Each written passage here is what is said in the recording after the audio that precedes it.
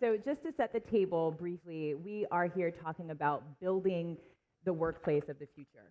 And I'm just going to dive right in with you, Arianna, because so much of what makes innovation possible really starts with company culture. And you are doing so much work with Thrive to focus on changing the paradigms of the culture of the modern workplace. And there's two things we know about millennials. One is that they're coming for us. I am one of them, unapologetically, rising through the ranks, whether we like it or not. And two, they have very different expectations about the role that work plays in their life. And so, some of the work that you're doing takes on tackling burnout, cultivating healthier relationships with technology, all very sort of millennial-centric notions, but it still in some ways feels a bit ahead of its time. So can you talk a little bit about which of today's cultural norms at the workplace are most detrimental to building a successful, future-proof business? Thank you, Elaine. That's a great first question. It's wonderful to be here, and it's wonderful to follow this confession about burnout right on the stage, because it shows how the world has changed. For me, this is the big issue of our time, ending the delusion that in order to succeed, you have to burn out. That, hey, you know what? Burnout is the price you pay for success. We're all somehow brought up on this delusion. Millennials are challenging it, but also women of every age, myself included, are challenging it. I first told my burnout story in 2007, 2 years into building HuffPost, divorced mother of 2 teenage daughters, when I collapsed and broke my cheekbone, and that was the beginning of my journey. And by 2016, I was ready to jump and leave HuffPost and spend 100% of my time building Thrive Global. And the goal of Thrive Global is to end this stress and burnout epidemic. And we are finding that the companies we work with, whether it's Accenture, JP Morgan, the Hilton hotels, are now much clearer about the ROI, the return on investment. The fact that this is not a nice-to-have HR benefit. This affects business metrics like attrition, recruitment, productivity, healthcare costs. So that shift is really seismic.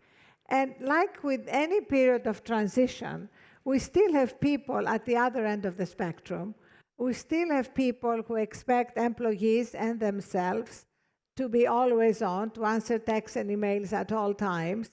But that is changing, and changing dramatically around the world.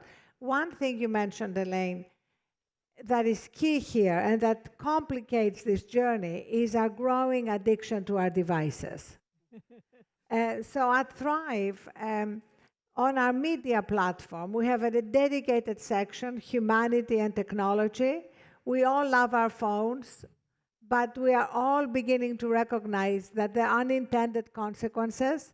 We have all the data now about the growth of mental health problems, depression, anxiety, especially among teenagers. We have all the data about how multitasking doesn't really exist. I'm very impressed to see how few of you are on your phones at the same time that you are listening, because at Thrive, for example, we have ended meetings with devices, because we say, if you don't have the time to be in this meeting, don't come to this meeting. If you're coming to this meeting, be 100% present. And one last thing, Elaine, because I'm passionate about that. One micro step for behavior change is please do not sleep with your phone. 70.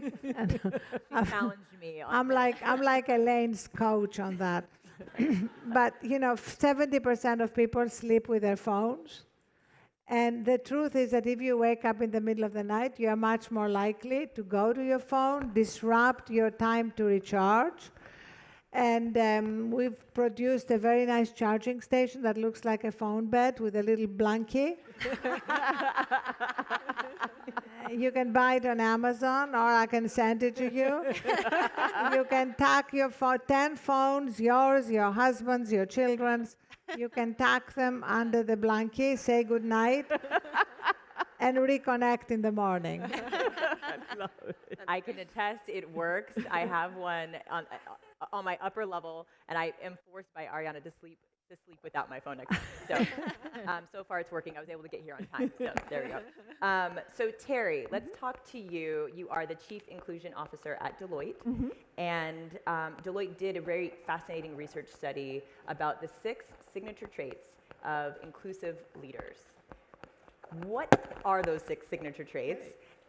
Why are they crucial when thinking about building a business that's going to sustain itself into the future? And how can we all start to develop those traits in our daily practices? Great, thanks, Elaine. And first of all, it's an absolute pleasure to be here today. I'm really, really thrilled. So the 6 signature traits are collaboration, commitment, curiosity, cultural intelligence, cognizance, and courage. Did you all get that? So I'll just very briefly describe each of them. So we really recognize that if we're really going to create that inclusive environment, the first one is really around commitment. And that's a personal commitment as well as a business commitment. So we recognize, I think all of you know that we've all heard the stories around how, from a business perspective, the more inclusive you are, the better results that you get. In addition to that, it really has to be a personal journey. Every one of us needs to think about, are we truly committed when we wake up in the morning around inclusion? It's a little bit like flossing your teeth. You know, you have to do it every morning. Thinking about inclusion is something you wake up and do every day. The other part is collaboration. It's very easy for all of us to create a diverse team, but is it really an inclusive team? And the collaboration is really around ensuring that we are supporting everybody in that team to have a voice. So everybody has that opportunity to contribute. The quietest voice in the room is the one that you're going to look for, and to actually ensure that they have something to say as well. But if you're going to collaborate, you also need to make sure that you're curious. If we think about this day and age with everything that's happening, curiosity is really the road to innovation and to ideation. And so being curious about each other and being curious around the solutions and problems that you're looking to solve. But curiosity is then linked to cultural intelligence as well. To really create that inclusive environment, we need to be culturally aware of each other's backgrounds. And be sensitive around the differences. And I shared this last night, and I promise this will be the last time I share this story, but you know, if somebody, I guarantee on the 4th of July, I am going to get a whole host of emails again to ask me whether I celebrate the 4th of July in the UK. And you know, I have to actually say we don't really celebrate our defeat. So that's a classic example of that cultural intelligence. Then cognizance. We really need to be aware of our unconscious and conscious bias. And I really do believe that that's one of the biggest Achilles heels around any leader if we're not able to really be cognizant around our behaviors. And again, are we bringing everybody to the table? And then last but not least is courageous. And I think where we are right now in this day and age, being able to have those courageous conversations is perhaps one of the most important of those 6 traits. And really actually calling people out if you see behaviors that are inappropriate, but also ensuring that you're creating an environment where people feel that they can be courageous and bring their thinking to the table. Those are great. So we all know that diversity and inclusion is not just a nice thing to think about and talk about. It's actually a business imperative. And I think one of the things we need to do more talking about is concrete solutions, which, Laura, this is something that you think about every single day as the co-founder and former CEO of Code 2040, which, by the way, you can speak more to this, but I love the title and I love what it stands for, which is the year that the minority, people of color, will become the majority.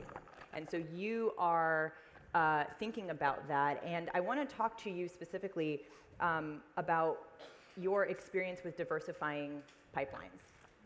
What do you think is missing from this diversity and inclusion conversation, and what is actually moving the needle faster and more effectively as it relates to diversifying pipelines? Yeah, so this is, the year 2040 is sort of an important point when we think about the future of work. Millennials are often talked about. I am also technically a millennial. No shame. Yeah, proud of it. Although I sent my first text message at 19, so I feel like there's like sort of on the cusp. So yes, there's this change coming as like millennials are not going away, but there's also a massive demographic shift that the country is undergoing. And the idea that diversity is this sort of thing off to the side and inclusion is this add-on is going to bite any company that thinks about it that way, because this is the workforce. Thank you.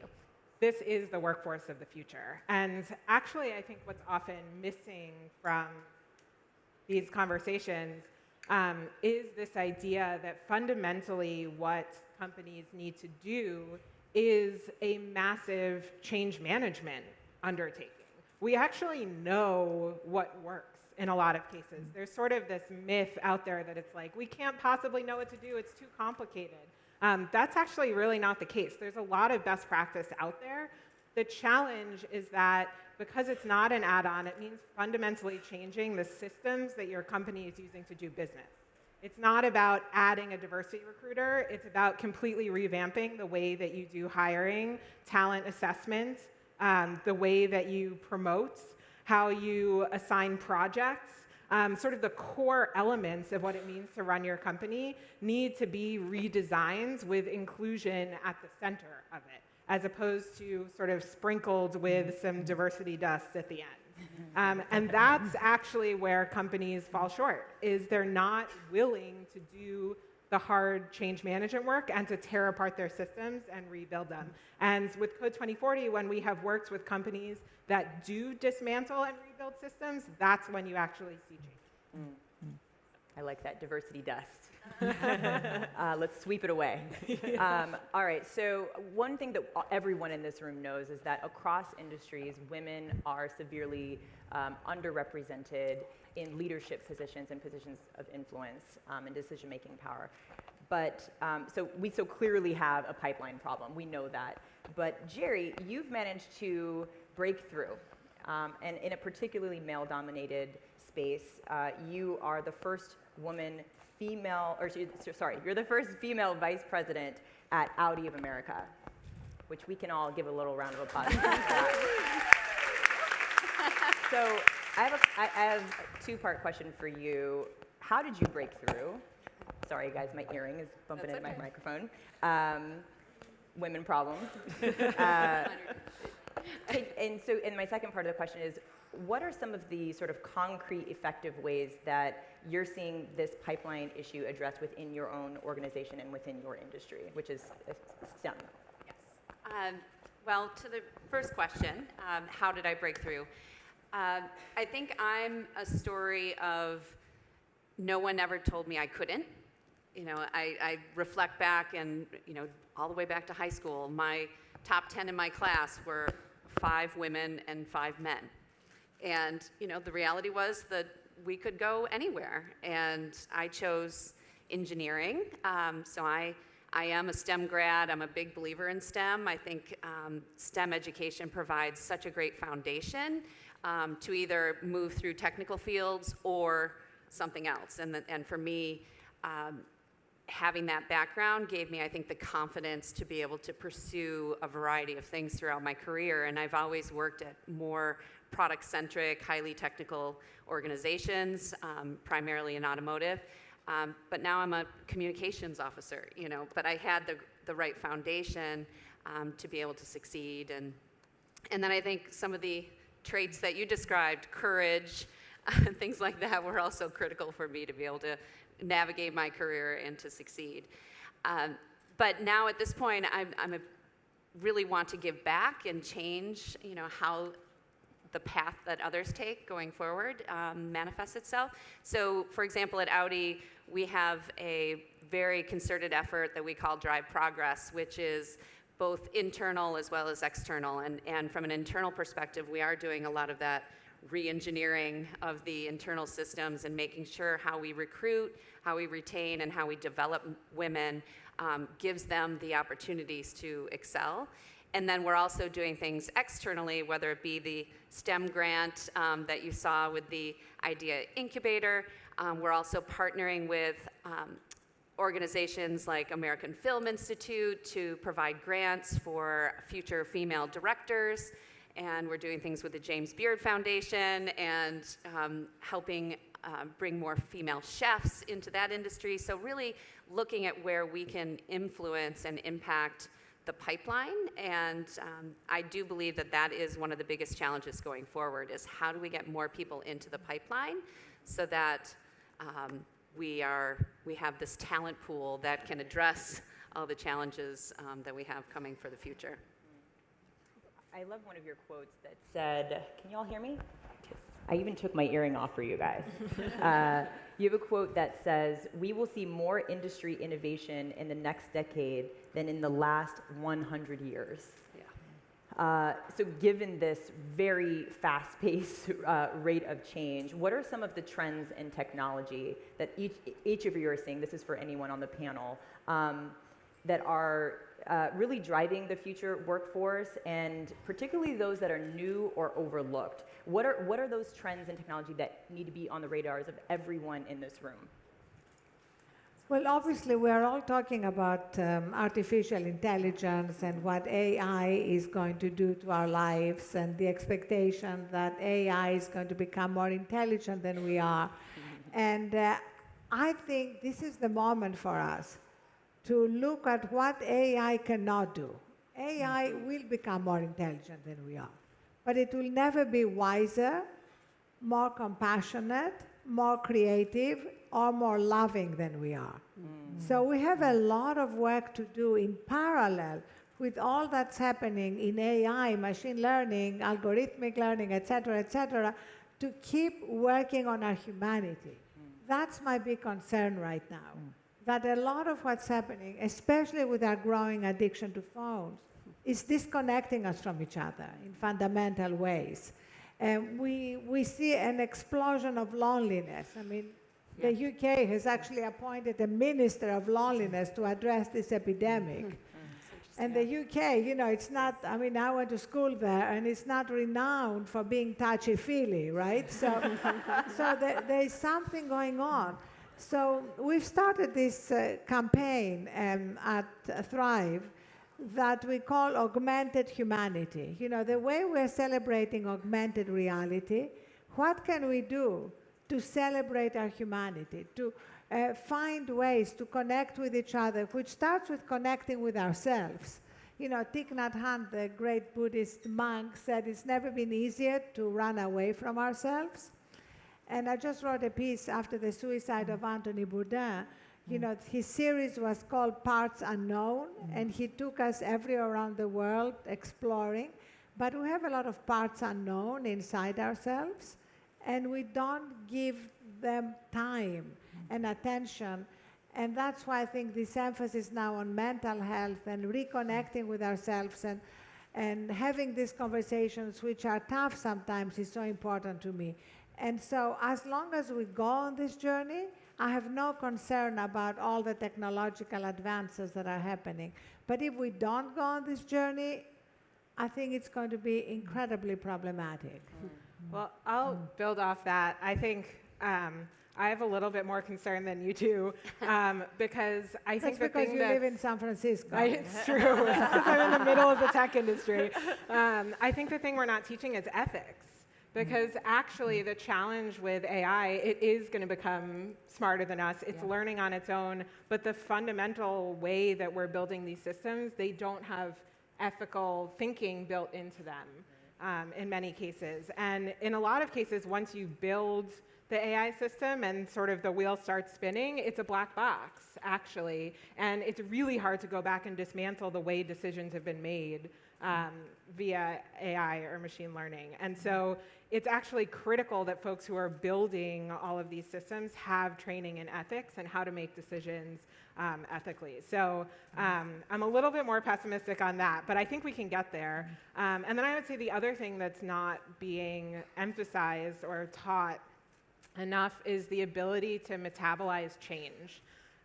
The way work evolves today is just, it's so fast. It looks totally different than it used to. And actually, the ability to sit with that discomfort, to metabolize change, to recognize that the job you're hired for is going to look totally different in 6 months, that's a skill. And that's a skill that a lot of folks do not have. And I think it actually contributes to burnout. It's part of what leads to a tremendous amount of stress at work when there's uncertainty. But I don't think we're going to get the uncertainty and the change to go away. I think we need to help people be able to cope with that, with change as a constant.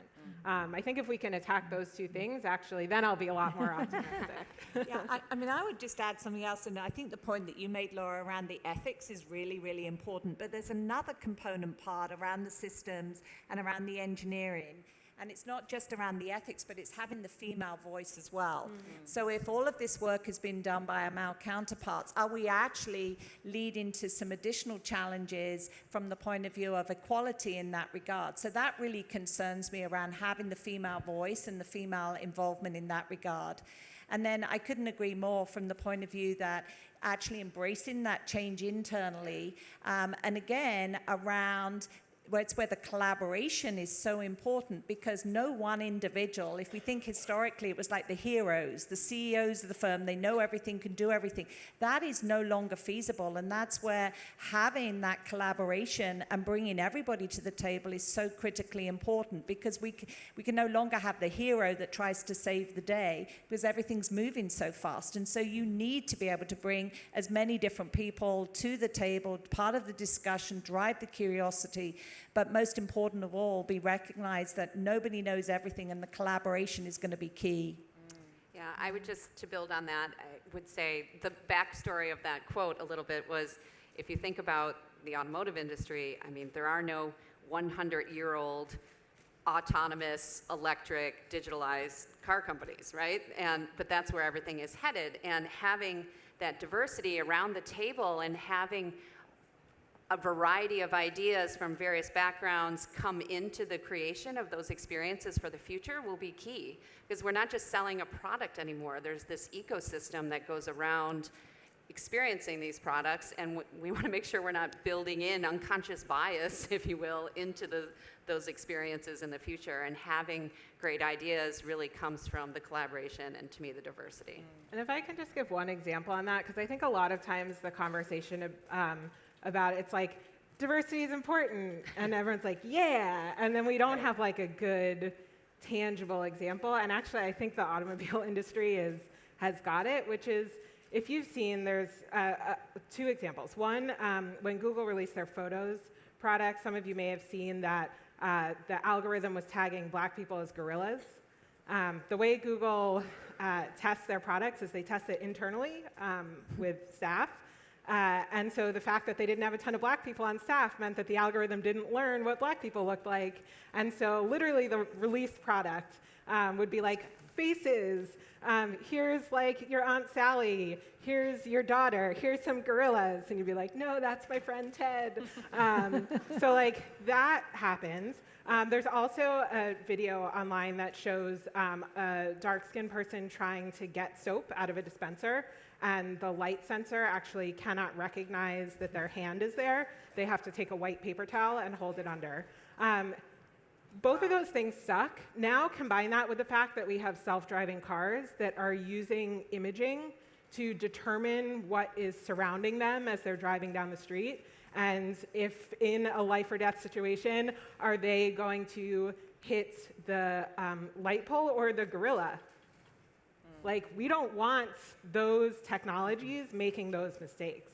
And without people from all backgrounds actually contributing, we're going to end up in a real bad place. So there's a lot at stake here. Couldn't agree more. Okay, I just have to point out how inherently female these answers were to a question that was about the future of technology. We heard diversity, ethics, humanity, And I think that's what's so beautiful about having female leaders represented and given a stage like this. So I just got chills. So we can give them a little round of applause for that. So, Elaine, thank you so much for underlining this. That's what makes you so special, because truly, if this was a tech conference, it would all be about boys like excited about going to Mars and their new toy. And if you think of it, it is a male-female thing. And we, of course, know that women have these male qualities and men have these female qualities, but it is so key if we're going to actually win this race, basically machines versus humanity, that all these traditionally seen as female values, like ethics, like collaboration, etc., are put at the center. Absolutely. So Laura, you touched on this in your answer. Jobs are changing so fast because industries are changing so fast. So a job that you've hired for today could be completely different 6 months down the line. So Terri, I actually want to direct this question to you. How do you approach hiring for the future? That's a great question. So at Deloitte, what we're really trying to do is, as we're hiring around the sort of current tasks we need, we're actually thinking about the individuals around, thinking about their ability to adapt, and really asking a lot of questions around individuals' curiosity as well. So we're really trying to look at it more from a holistic approach. We recognize there's certain skill sets we need right now, but we also need to understand whether individuals have that curiosity, whether they really are adaptable, and what are the things that they're truly passionate about. And then tied to that, obviously, it's really important from our firm's perspective, from Deloitte's perspective, to provide that continuous learning environment. And so we talk a lot about tech fluency, tech savvy. We spend a lot of time actually ensuring that we are constantly leveraging the opportunity to re-educate, bring people up to speed, and for them to actually try out new things and get embraced in that. But I would say that adaptability, but the curiosity as well, tied it back again to those 6 inclusion traits, is really, really important. Do you want to add?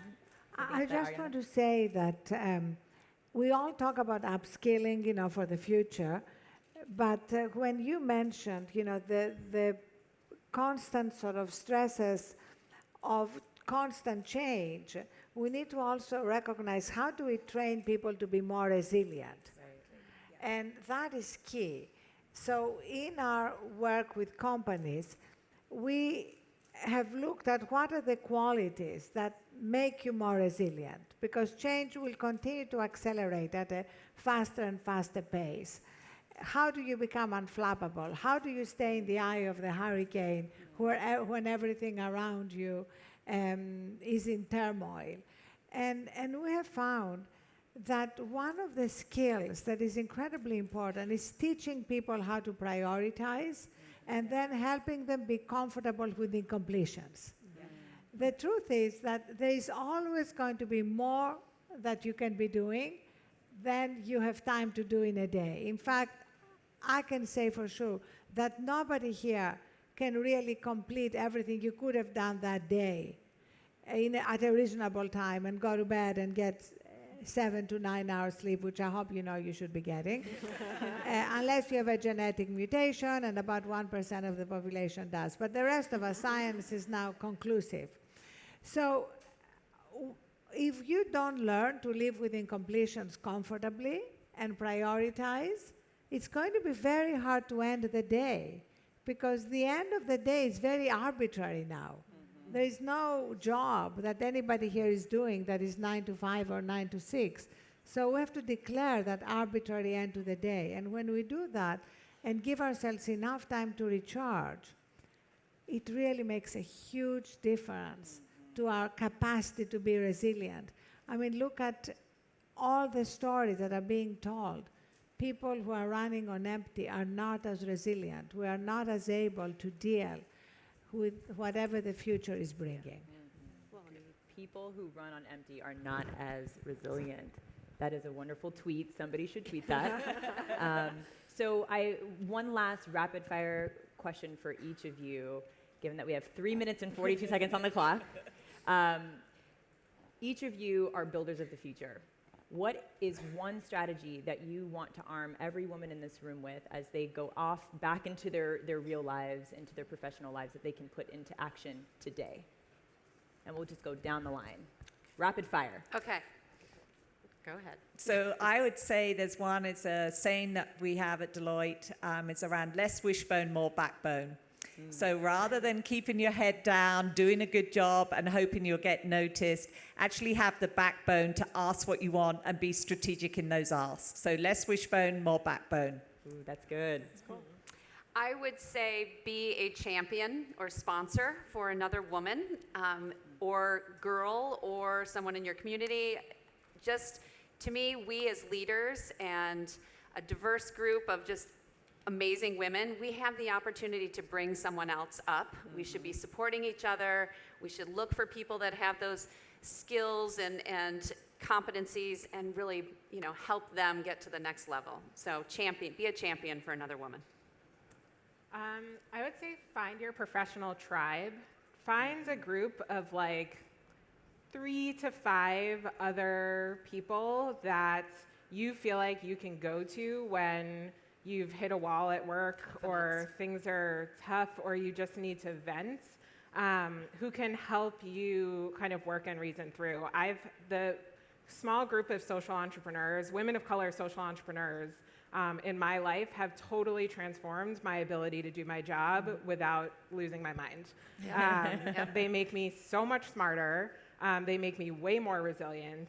And it has made me way more effective in my career. So if you can find just a small group of people that you can call on when you need them and vice versa, I think it can be transformative professionally. So mine may seem trivial on the surface, but it's actually incredibly important. Women are at a competitive disadvantage and stress to an incredible extent because we have come to believe that we need to wear something different every day.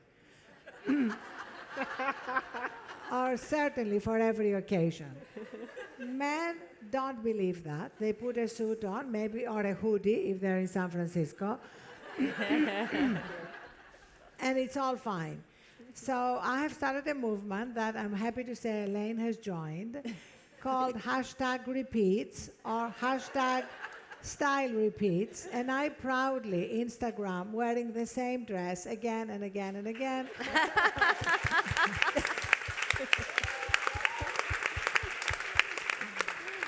So please join the movement and hashtag wearing the same outfit again and again. And also I want to invite you all to write about this and anything else that we can accelerate all these changes. So I'm going to give you my email address, ah@thriveglobal.com. That's awesome. That was amazing. And I'll have all of you know this is a #repeat. No shame in my game. And we have 15 seconds left on the clock. So as a reward to us, would you all mind doing me a favor and just on the count of 3, just giving me a little scream, a little wave for the folks on the internet? Okay, ready? 1, 2. Oh yeah, you guys are ready. Okay, on the count of 3. 1, 2, 3.